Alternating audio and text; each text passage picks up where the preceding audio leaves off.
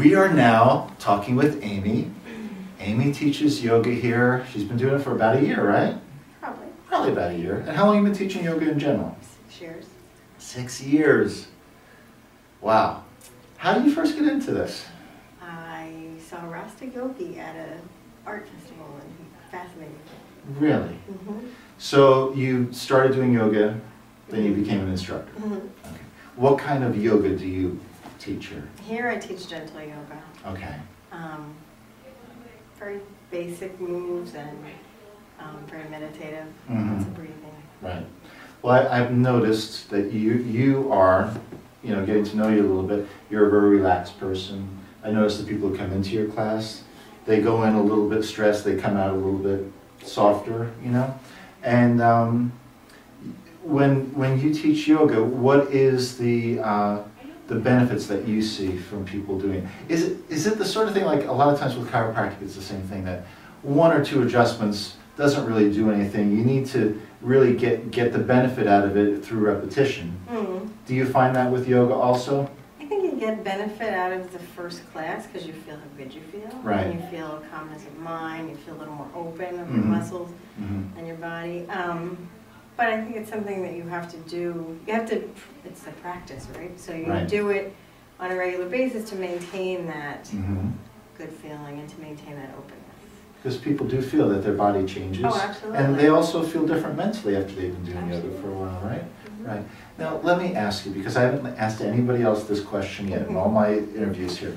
What do you see that makes the yoga suite here different than other yoga studios, other than you got this wacky chiropractor working across the hall? Yeah, but the wacky chiropractor is a good thing. That's a good thing, okay. It's a That's good fine. combination. It is a good It is a good combination. combination Mhm. because I think yoga and massage and chiropractics go hand in hand because Yeah. it's body work, Right, and Mhm. I think And it's that holistic. they complement each other. exactly. So, Right. But the yoga studio, as far as what I've seen with other yoga studios, I like the fact that it's sort of just a yoga studio. Mhm. There's not Zumba going on in there. Right. They've got the incense going and they got the lights that go, on. It's a better atmosphere, I think, as far as people are to me, my observation is they know that that's a place dedicated Right, to yoga. You can't go in there with your shoes on. right. I sometimes do, I gotta tell you. Yes, don't Um, erase it. But But really, yeah, no, I think it's small and intimate, and Mhm. I think that it is dedicated to that. It's Right. nice to just be at a yoga studio. It's different than going to a gym. right, You have, and I think that most of the people that are, all the people that are trained here, I think I know them all, mhm, come from good lineages, a lot of them come from Sivananda, and we take it seriously. This is what we do, and we see the spiritual aspect of it, and the yeah, mental aspect, mind, body, spirit aspect of it. right.